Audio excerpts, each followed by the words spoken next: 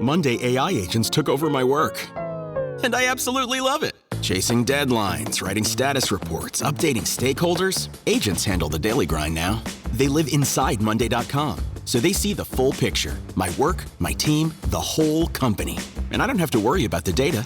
It's safe, which means I'm free to focus on the big stuff, knowing everything runs smoothly in the background. It's completely shifted the way we work. Create your own AI agent in minutes on Monday.com. Still waiting in line? Again? That's time you'll never get back. Save time and money with Stamps.com. Over 4 million businesses have skipped the line with Stamps.com.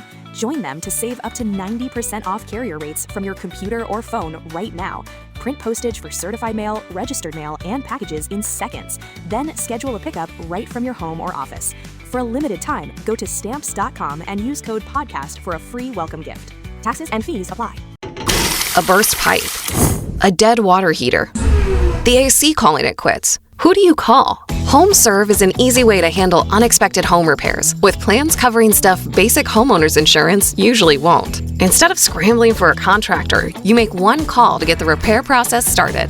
Join the millions of customers who trust HomeServe right now. Go to homeserve.com/podcast for 50% less your first year. That's homeserve.com/podcast. Savings compared to renewal price, void in Florida. How would you like a 15% discount to my daily email, the stack of stuff, the show notes, discounts to the conference, all of that? All you need to do is text the word show to 33777. You'll get the annual subscription with a 15% discount to my daily email. You'll get the stack of stuff, the links to the show notes, discounts to the conference, and so much more. All you have to do is text the word show, SHOW, to 33777. Text show to 33777.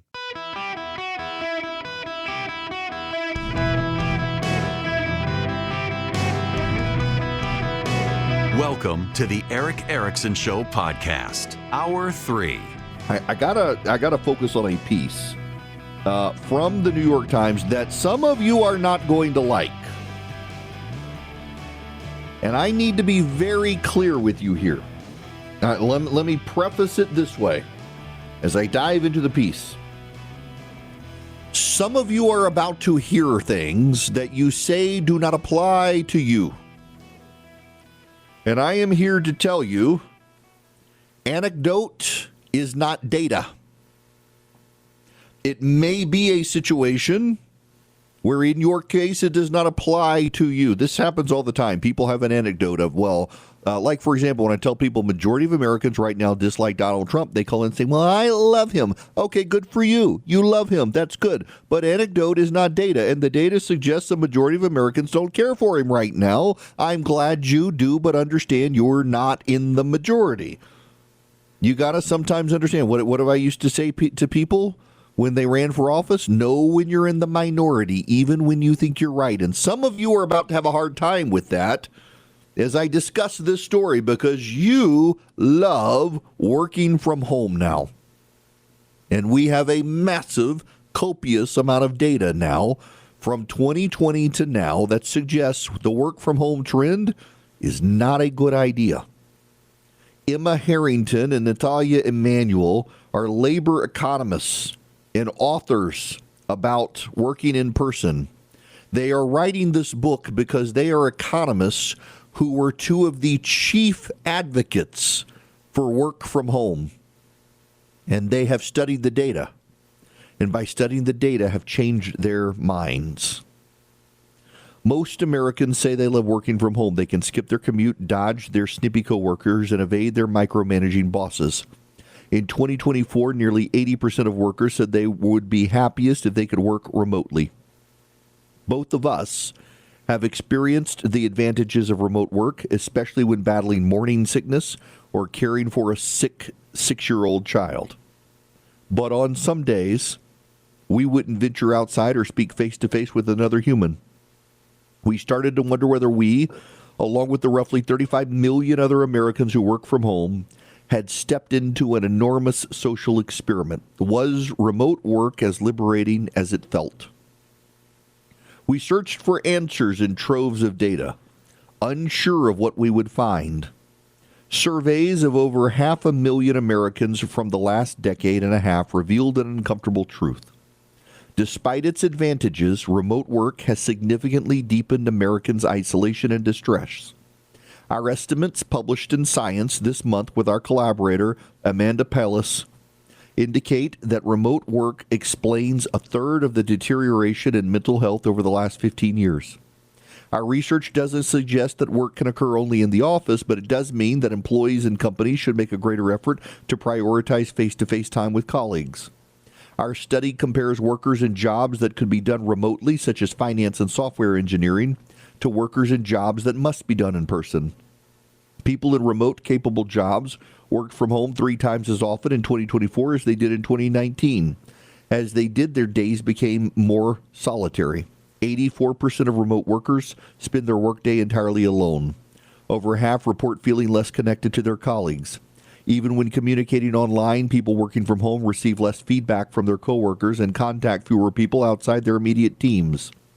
These workers did not compensate by socializing more outside work. More days pass with no social contact, no hello from an office mate, no idle chit-chat with a barista, no nod to a fellow commuter. These lost interactions are not trivial. In one study, when commuters were instructed to connect with a stranger near them, they reported being happier than those who continued in silence as usual, much to their own surprise. With fewer social interactions, workers in jobs that can be remote saw steeper increases in distress, mental health visits, and prescriptions for antidepressants. The increase in depression does not seem to reflect most recent fears, such as AI displacement. It began in 2020 and has not abated. The pain is not evenly shared. People who live with their spouse and kids saw their mental health hold fairly steady, while those who lived alone experienced a 20% decrease in mental well-being. So why do so many people like remote work, even saying they would accept pay cuts of 4 to 10% to keep it? One reason is that remote work's costs are subtle and slow. When loneliness sets in gradually, it is natural to blame other life changes, a new job, a breakup, a fight with a friend, aging. Another reason is some people like remote work is that a half-empty office is not an attractive alternative. We don't need to accept the status quo. Now, it goes on from there. I won't continue reading, but I will make this point of here's what the data actually shows about remote work. You miss real feedback from your bosses. You miss institutional knowledge. You miss real training. According to MIT, productivity actually drops 20% even as the workers believe they're more productive. You have no mentors or company culture, no bonding and no happy hours, fewer real-world friends. Divorce rates and mental health issues spike. You have fewer spontaneous opportunities like clients, meetings, and drinks with the boss to get seen. You have lower promotions and job security. And therein, my friends, is the biggest issue here. According to now about a dozen studies, people who work from home are less likely to get promoted. People who work from home are more likely to get laid off. And people who work from home are more likely to be prescribed antidepressants. Working from home sounds great. It does. Now I got to peel back some layers of the onion here with myself. I worked from home for a long time, but I would prioritize my office as an hour, 15 minutes from my house. And I would make sure one day a week at least I was there. And then it became one day every other week to accommodate family stuff as my kids got older, but I'd still try to go there. Now I have an office, and usually in my office, I am the only person in the office. One day a week, one coworker comes to the office, and we go to lunch, and we can catch up and review. But it kind of is like remote work because it's usually me in the office by myself. My kid will come hang out and bring me coffee. But it's me. But it's also you guys. Because I get to talk to you on the radio. I am not a people person. I play a people person on the radio. I had fun last night in Tulsa. I stood on the stage at Kane's Ballroom where Johnny Cash took that famous picture of him flipping off the photographer. That was on that same stage that I was on last night. Of course, I had to recreate the photo. And it was great.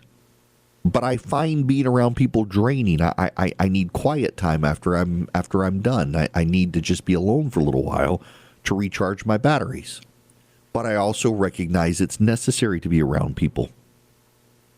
And one of our issues that we are seeing in this country with mental health these days is the rise of isolation triggering mental health problems. And it's not a coincidence that progressive women, particularly white progressive women, are the most likely to struggle with mental health. Because the data shows that progressive white women are some of the most isolated people in the country. They don't go to church. They don't have a church network. And they don't have a network of friends. They have a network of political influencers, and a lot of them live isolated lives. And the data shows it's not good for them, and they have mental health problems. They have replaced religion with politics, and right now they're in full despair because of the political environment. They feel like they're losing and their life is slipping away. For employers out there, you're getting pushback from employees. You know, Jamie Dimon built this massive skyscraper in New York for Citigroup, for JP Morgan. Citigroup already has it. It says JP Morgan. And basically told the employees if they don't want to come to the office, they go find a new job. And so he's making everybody go back to work with the new office open. Now, you know, work from home has also had like economic problems. There's a building I just saw in Houston, Texas that was valued at $100 million, and it's now going up for auction for $24 million because so many of the businesses that were in the building decided to go work from home and work remote, and they canceled their leases. The building is empty, and there's a financial real estate freefall happening in the country from all the businesses that sent their employees home to work remotely. And again, most of you I know love working from home. And oftentimes you don't see the opportunity lost by working from home. You don't really see the isolation. You don't really see the lack of mentorship, and you don't really see that you're not getting promoted like other people, and you live in kind of a vacuum, and that's part of the problem too.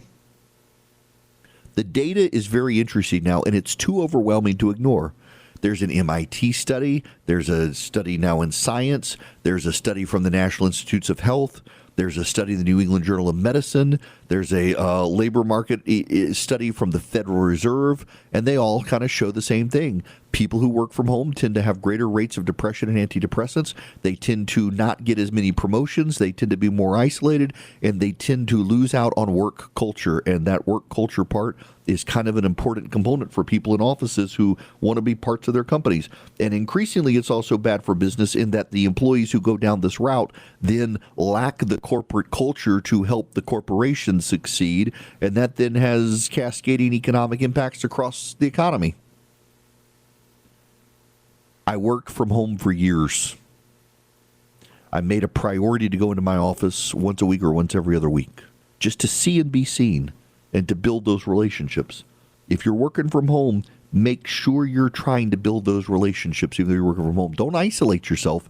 It's bad for you. We are not meant to live on islands. This is a Monday.com ad. The same Monday.com helping people worldwide getting work done faster and better.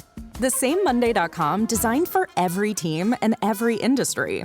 The same Monday.com with built-in AI, scaling your work from day one. The same Monday.com that your team will actually love using. The same Monday.com with an easy and intuitive setup. Go to Monday.com and try it for free. Yes, the same Monday.com. Welcome back. It is Eric Erickson here across the nation. You can be a part of the program, and I want to go to Dwayne's phone call. Welcome to the show, Dwayne. How are you? Good. Thanks for taking the call again. Sure. So I agree. Well, what the guy said earlier about Trump's going to wait till after the midterms and then go back in. I don't think that's going to happen because if Trump was going to bomb again, he would have bombed him. I don't think he's a killer at heart. Okay, and that's why he didn't want to kill too many people. He'll hit a golf ball, but he won't shoot a deer. Okay, I think it's going to be Marco Rubio in 2028 that's going to go in and finish this, because I think Marco Rubio's more than willing to shoot a deer. Yeah, I think he is too. He doesn't like communists and he doesn't like Iranian radicals. Now, the question, though, is can Rubio get through a primary? If Vance runs, I don't actually think that Rubio runs if Vance runs. I think that Trump is trying to put a ticket together of Vance and Rubio. Although I know, and I've mentioned before, it's an open conversation in the White House and at Mar-a-Lago. The president brings it up all the time. Do people think it should be Vance or do people think it should be Rubio? And he's inclined these days, I think, to be very impressed by Marco Rubio, but Vance is very loyal to him. And I think if push comes to shove, the president would side with Vance. And if the president gives his blessing, I think most of the base of the Republican Party will do it. I see people today dragging J.D. Vance, who, look, I disagree with Vance often, but I like the guy personally. He's a very nice guy. And I see people saying, oh, well, J.D. Vance, he's not going to be the nominee now. Or if J.D. Vance runs, it's going to be a really divided primary. I don't think it's going to be. I think the Democrats are largely going to put up Kamala Harris, and I think the Republican Party will unite behind whoever is up against Kamala Harris. I think that's the case.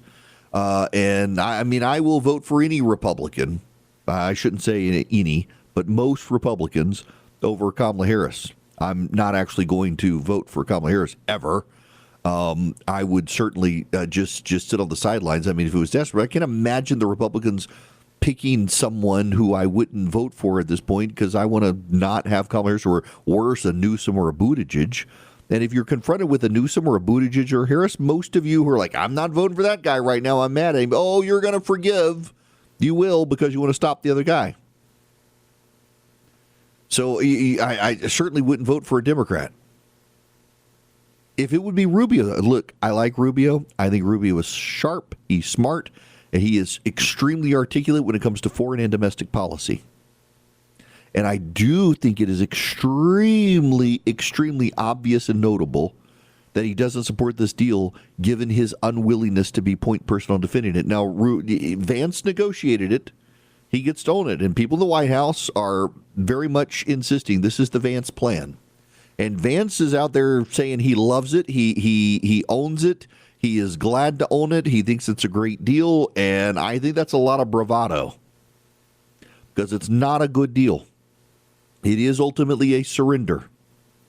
Iran gets access to large amounts of money to fund terrorism and not take care of its people, and ultimately doesn't have to agree to anything. And you know and I know in 60 days we're not going back in to bomb Iran because we'll be closer to the midterms and the president's not going to want to risk the fallout. And after the midterms, Iran will have restocked their arms. So I don't think anything changes. Kudos to those who are very optimistic and think, well, the president can go back in at any time. I don't think he will. And I think Vance knows he won't. And I think, frankly, part of the issue here is that that J.D. Vance is a big isolationist, and he structured a deal that forces America into isolation. That if they get to keep their ballistic missile shield, at some point we can't stop them, and so we just have to lay off them. And I think that Vance and the isolationists think that's a good thing to put people in a position to not be able to do things we want to do militarily. And that is how this deal is structured, to lock the American position into a position of isolation because we're not going to be able to go take them out. And I think that's unfortunate. Now, what I also think is unfortunate is when you get your data stolen and it's sold to hackers or spammers, and you get the AI spam bots who tell you, oh my gosh, your kid's been kidnapped, you've got to pay a ransom, give us money. That stuff actually happens. And it's AI-generated bots mimicking your child they found on Instagram because your account was tied to them on a data broker website. Or you get the credit card solicitations, or people open credit cards in your name, or the lawyers come for you because they found your address and they found you have a car, or the scammers come because they saw your prescriptions. Incogni tells the data brokers to cease and desist selling your data.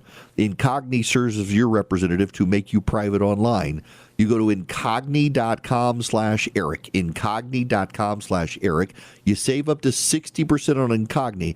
And Incogni works day and night every day, going to the data brokers who sell your data online with impunity to anyone they want, including criminals, and says, take the data down. I have now gone for 3 weeks without a single telemarketer phone call thanks to Incogni. Incogni.com/Eric. Save up to 60%. Incogni.com/Eric. Monday, AI agents took over my work.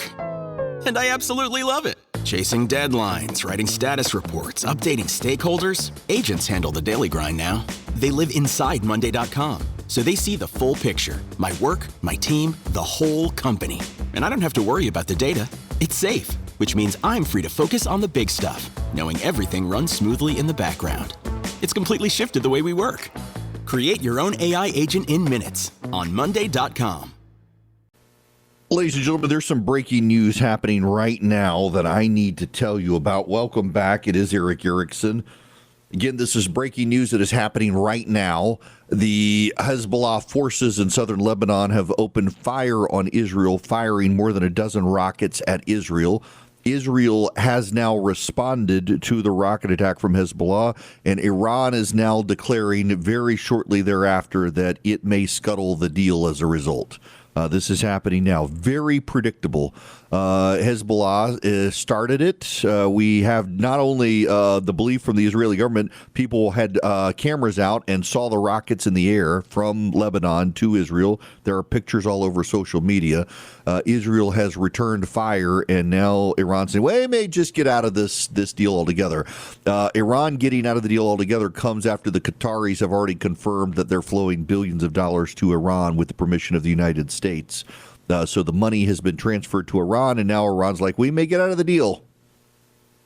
That's happening right now. Concurrent to that, the Russians have seen a massive oil refinery blown up by the Ukrainians 14 kilometers outside of Moscow. They could hear the explosion in the southern parts of the city, and the smoke is now blowing towards Moscow, covering the city in a black smog from the oil fire.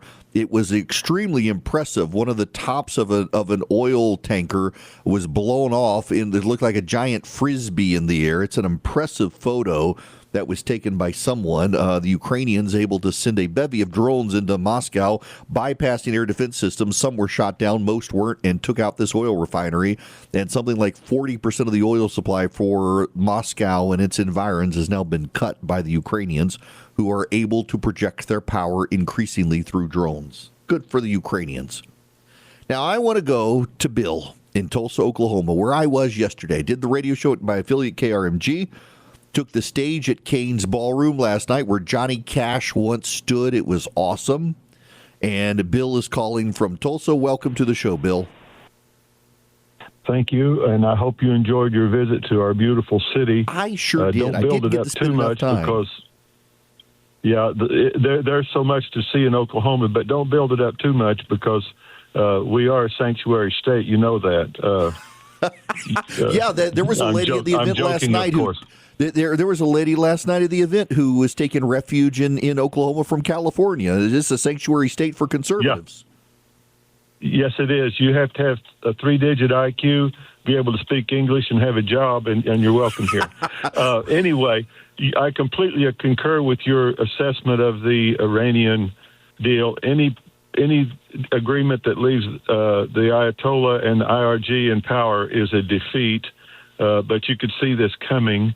And time will tell how things work out. But what I called about was I'm 78 years old, and I listened to your talk about isolation and the work from home, which is another one of our social experiments that we're going through in this country, which I've witnessed this. You don't have to be a research scientist to know what's happening to people's mental health and working from home across a broad array of areas. It's bad. It decreases productivity, all kinds of things. Corporate agreement, working for the company and stuff like that. It destroys all of that. My daughter just gave a speech out at USC at Berkeley. They flew her out there to give a speech because she's been working from home for about 15 years. She gets up every morning at 5:30, washes her face, brushes her teeth, combs her hair, puts on her makeup and dresses, and then goes into her room, which is designated as an office. She has discipline. She was doing this long before it became a trend. These social experiments, giving kids computers, as you have commented, they're taking them away from them. This AI does not create anything. All it does is reproduce the knowledge that people already have, as far as like in school. Right. You're not creative thinking or individual thinking. All you're doing is hitting a button, and it spouts out something that somebody else has already written. Like, say, I'm an old dude. You become stoic when you get old. You realize that what you say and the good old days really don't mean anything. And the modern philosophy is anything new is better than anything old. Right. But anyway, I'm in Tulsa. We love it. Listen, don't tell Bill, you said something else I got to hit on there is I can't brag too much about how much I've enjoyed being in Oklahoma because y'all don't have traffic like Atlanta, and I'm afraid if too many people move out here, it'll ruin it for all of you. Well, we have so much here. My wife has a catering business, and I tell people I do the bars, and I welcome them to Oklahoma, and I say, what are you interested in? If you're interested in architecture, we've got the only skyscraper that Frank Lloyd Wright built right up here in Bartlesville, which is my hometown, best damn town in the country. And we have several Frank Lloyd Wright homes here in Tulsa, plus our 20s era architecture, which I've heard you mention because the Art Deco is amazing downtown. My son, I've got to bring my 17-year-old because he's so into architecture and he loves Frank Lloyd Wright, and I've got to bring my son next time I come to Tulsa so he can see the downtown area because it really. I mean, folks, I realize Bill and I we're here, we're doing, and I'm in Oklahoma City right now, so I feel a little bit like a little stab at him in the back. But in Tulsa, and Bill, thanks for the phone call. They've got a downtown Art Deco district, and it is gorgeous. The buildings look like, the old school Batman cartoon. And that I watched that one in college and in law school, and then introduced my kids to it. Batman the Animated Series, and everything was Art Deco. That's like downtown Tulsa. It's so cool. I love the architecture in Tulsa. Okay, I got to move on because I want to talk about something. And listen, my apologies. It is not my intention to drag the Vice President of the United States, who I will say again, I personally like the Vice President, even as I oftentimes will disagree with the Vice President on some of his policies. I want to play this clip. It's not the entirety of the clip. This is a conversation he's had about his book, his new book, Communion. He sent me a copy of it the other day. I haven't read it yet. This is Ross Douthat of the New York Times with J.D. Vance. We could have a longer argument about the economics, but I just want to let's stipulate that the Trump administration has, in some way, a kind of vision of rebuilding the working class that's connected to Christianity. Was that hard to say? Was that hard to say, Ross? I'm stipulating for the sake of argument and the fact that you have not given us 3 hours to have this discussion. We're stipulating it.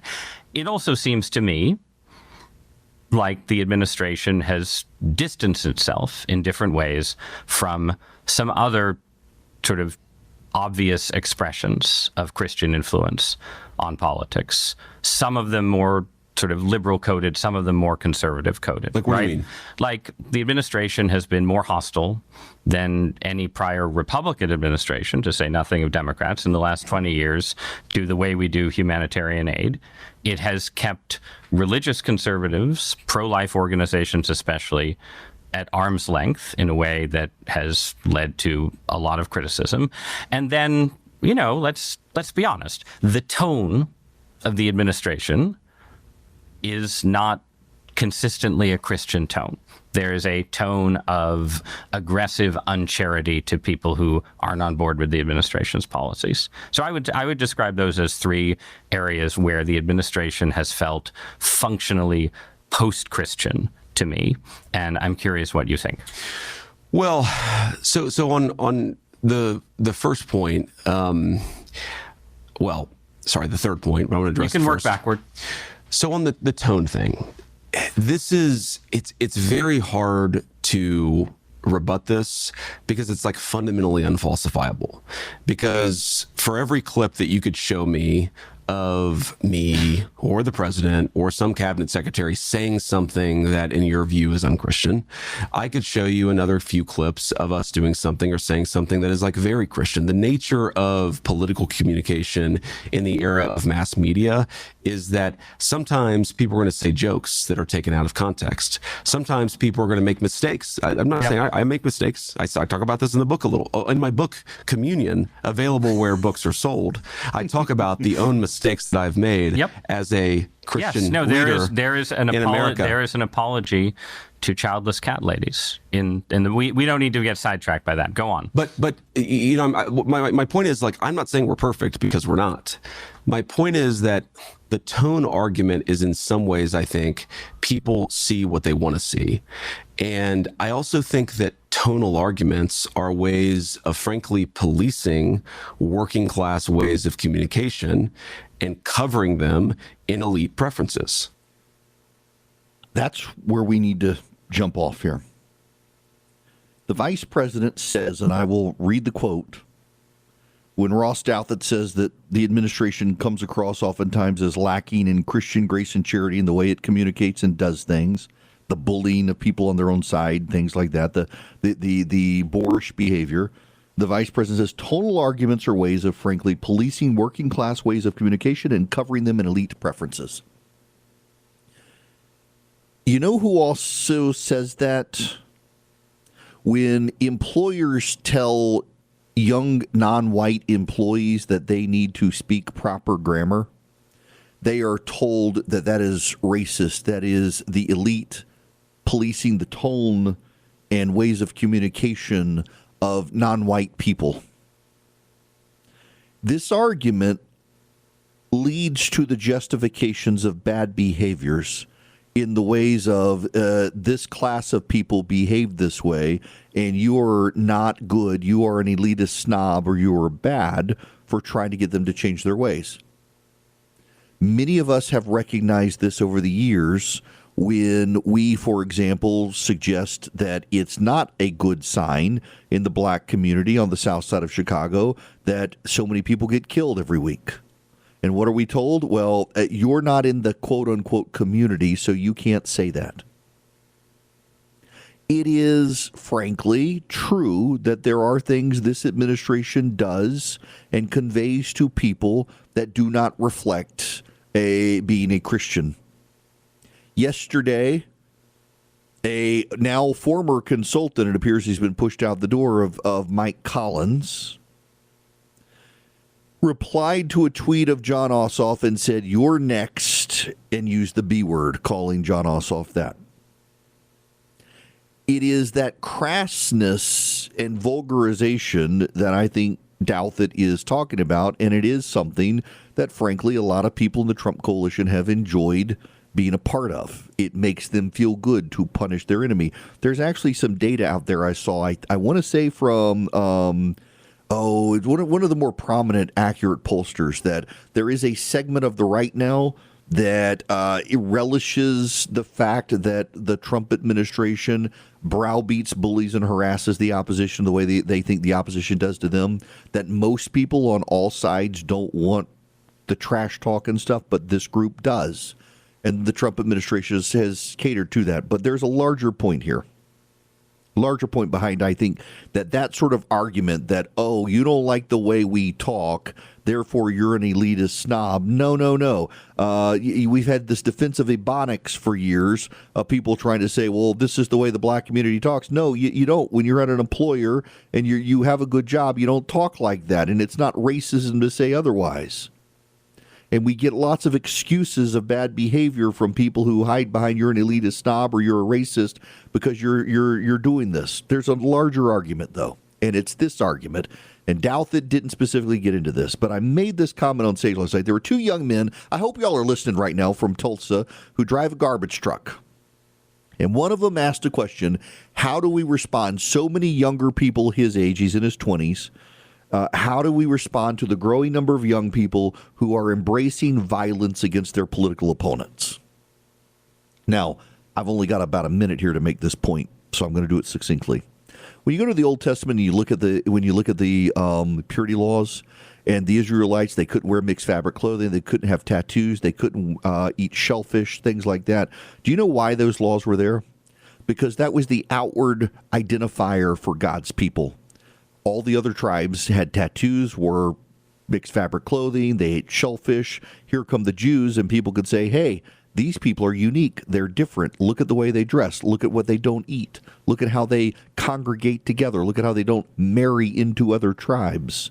It was a behavioral designation put on by God to separate them from other people. You fast forward the New Testament, those laws went away. What is the way that Christians segment themselves? It's their behaviors. It is your outward manifestation of God's love through your behavior. And if you are the bully, if you are the badgerer, if you are using crude and vulgar talk constantly, if it's not just a joke, if you are being malicious and hateful to your neighbor who disagrees with you politically, you look just like the world. You don't look like the Christian. And you're not going to persuade people to come to your faith if you look and act just like everyone else in the world, because there is no outward change to the inward change in your heart. And so my point to these guys last night who were asking this is, it begins in the church. You want to get people away from violence? You, the Christian, have got to, in your daily life, 24/7, 365, and not just for an hour on Sunday, actually model God's love. And that is why the early Christian church was persecuted, because they were super weird compared to the Romans and the way they behaved. And over time, the Romans wanted to know, why are these people who are being persecuted and killed always the joyful, helpful people? And they wanted to become like that. And an entire empire wound up converting to Christianity. Before Constantine, the empire was already converting, because they saw these weird people acting so kind and nice even to the people who hated them. And they're like, we want to be like those guys. And you know what? You can't excuse blue-collar trash talk and say, well, this is an elitist argument, because it really isn't the way a Christian's supposed to behave in society. And we need to do a better job of modeling our faith by loving our neighbor if we're going to get people off the ledge in society. Now, let me tell you about the Eden Pure Thunderstorm. You get 3 of them. You save $200. EdenPureDeals.com. EdenPureDeals.com. You go to EdenPureDeals.com. You put in the discount code ERIC3, ERICK3. You get 3 of them. You save $200. They're an air purifier, so they get rid of dust. They get rid of pollen. They're small. You can travel. I keep one in my travel bag when I travel. You can wipe out smoke odors. You can wipe out litter box odors. You can wipe out musty odors, frying in the kitchen odors, stinky odors in your hotel room. It wipes them out because it generates ozone, and ozone is like odor bleach, and there's a money-back guarantee. You can see the site for details. You go to EdenPureDeals.com and put in the discount code ERIC3. This is a Monday.com ad. The same Monday.com helping people worldwide getting work done faster and better. The same Monday.com designed for every team and every industry. The same Monday.com with built-in AI, scaling your work from day one. The same Monday.com that your team will actually love using. The same Monday.com with an easy and intuitive setup. Go to Monday.com and try it for free. Yes, the same Monday.com. To he who must be obeyed. I know, bad clock management today. Short segment here. Y'all, I got a tornado watch alert. I'm in Oklahoma City. It's like, what? And then I realized it's from Macon, Georgia, where my family is. I'm like, I'm in Oklahoma and the tornadoes are in Georgia. I'm glad, but I got to fly back through there in the morning. Hopefully the storm will be out of the way. If you're in the southeast, you got a tropical storm rolling through North Carolina, South Carolina, Georgia, Alabama. Pay attention to your local radio station. Florida as well, in the Panhandle area, you got some heavy storms coming through the southeast that hopefully Delta will be able to get the plane here tonight so I can fly home in the morning. I will be back in studio in Atlanta tomorrow. Those of you in Oklahoma City, you can come out this afternoon. Check us out, freedom969.com, to get the details on where to go. I'll be at the venue in like 2.5 hours. It should be a great time. I need to tell you about Swiss America before I get out of here. If you are interested in precious metals, precious gold coins, you're interested in commodity prices and specific knowledge to help you do your own investments, Swiss America's got you covered at SwissAmerica.com/Eric. You can get their free report, The Secret War on Cash, how the government of the United States is trying to steer you towards plastic and away from currency, crypto, and precious metals for your purchases because they want to spy on you and control you. You can get that report completely free. It'll help you with your retirement and finances. And likewise, you can look on the news and views tabs and get all the latest information from Swiss America to help you make your investment decisions. You can even start a precious metal IRA with them. What you do is you go to SwissAmerica.com/Eric, SwissAmerica.com/ERICK. If nothing else, get the free report, Secret War on Cash. They'll send it to you. Put in your information, start the relationship. They will keep you up to date with all the knowledge you need to make your own investment decisions. SwissAmerica.com/Eric. See you guys in Oklahoma City tonight, and I will be back in Atlanta tomorrow. Tired of your car insurance rate going up, even with a clean driving record? You're not alone. That's why there's Jerry, your proactive insurance assistant. Jerry compares rates side by side from over 50 top insurers and helps you switch with ease.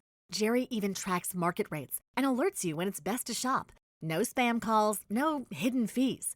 Drivers who save with Jerry could save over $1,300 a year. Switch with confidence. Download the Jerry app or visit jerry.ai/Libsyn today. That's JERRY.ai/LIBSYN.